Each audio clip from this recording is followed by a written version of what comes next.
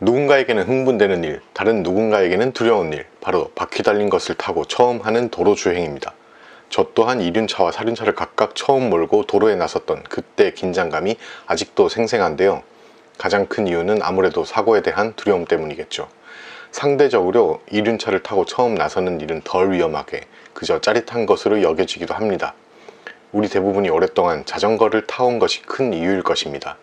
사륜차는 비교적 큰 덩치라서 점유하는 공간을 감각으로 익히는데 오랜 시간이 걸리는데 반해 바이크는 자전거 대비 무거운 무게에만 익숙해지면 공간 감각은 비슷하니까요. 하지만 자동차를 오래 운전하다가 바이크를 처음 타게 된 사람과 바이크로 처음 도로에 나서는 사람과의 사고 위험성은 크게 차이 납니다. 앞서 만든 인터뷰 영상에서 많은 분들이 댓글로 도로에서 쌓은 마일리지의 중요성에 공감을 해주셨는데요.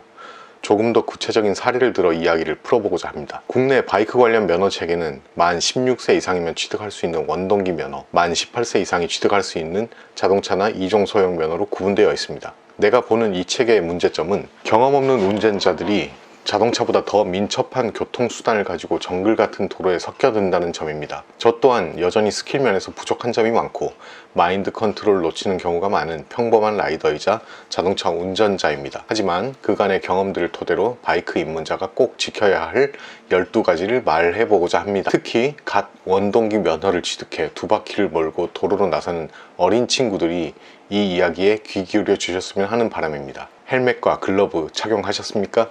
지금 출발합니다. 첫 번째로 말씀드릴 것은 도로교통법상 12대 중과실에 관한 이야기입니다. 말 그대로 12가지 큰 잘못으로 분류되는 운전자의 실책인데요. 이 실책은 피해자와 합의가 안 되면 중형을 받을 수도 있기 때문입니다. 우선 무면허 운전과 음주운전 절대 금물입니다. 예비 살인 행위입니다. 어린이 보호구역은 특히 주의해야 하죠. 각별히 처벌이 무겁습니다. 보도 침범, 신호 위반, 중앙선 침범, 20km 이상 과속, 앞지르기 위반, 횡단보도 사고, 화물 낙하도 중과실에 해당합니다. 철길 건널목 위반이나 개문발차는 거의 일어나지 않는 일이니 그림에서는 생략할게요. 둘째, 교차로에서 예측 출발하지 마세요. 신호가 바뀜과 동시에 혹은 바뀌기 직전에 가장 먼저 튀어나가는 라이더들을 간혹 봅니다. 바이크는 초반 가속력이 자동차 대비 훨씬 빠릅니다. 맞은편 혹은 좌우에서 신호 위반을 한 차량과 충돌할 위험이 그만큼 높다는 거죠.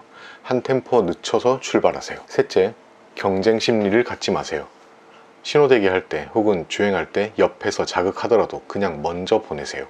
이긴다 해도 잠시 기분 좋을 뿐 우울하고 처절한 결말을 맞을 확률이 훨씬 높습니다. 넷째, 언덕을 지나 무엇이 있는지 볼 수 없다면 주의하세요. 오르막을 오르는 라이더의 시야에 내리막길 상황은 보이지 않습니다. 신나게 달리다가 언덕 정상에서 컨트롤을 잃고 앞차를 들이받는 상황이 많습니다. 다섯째, 코너길 역시 마찬가지입니다. 굽은 길 너머에 꽉 막힌 길이 있을 수 있고 예측과 달리 더 굽어 있거나 요철이 많은 길이 나타날 수도 있어요. 여섯 번째, 신호대기 할 때는 차량 중앙 뒤쪽에 서 있지 마세요. 넋놓고 운전하는 사람이 바이크 뒤에서 때려박더라도 내가 쥐포가 되지 않으려면 차 사이나 양옆에 서세요. 일곱 번째, 높은 차량이 라이더를 발견 못하는 상황이 많습니다. 특히 작은 바이크는 차량의 사각지대에 놓이는 경우가 많아요. 덤프트럭이나 버스처럼 큰 차량에게는 근처에 있는 라이더가 안 보입니다. 여덟 번째, 동차선 추월하지 마세요. 한 차선을 먼저 점유한 차량의 좌우는 비어 있어야 합니다. 바이크는 차선의 적은 부분을 점유하니까 그 옆을 추월해도 된다는 생각을 하시는 분들이 간혹 계신데요. 사고 위험도 위험이지만 살인을 당할 수도 있는 문제죠. 정말 킹 받습니다. 아홉 번째, 갓길이나 차간 주행에 매우 주의하세요. 불법이다 아니다 단정 짓기 어려운 부분도 있고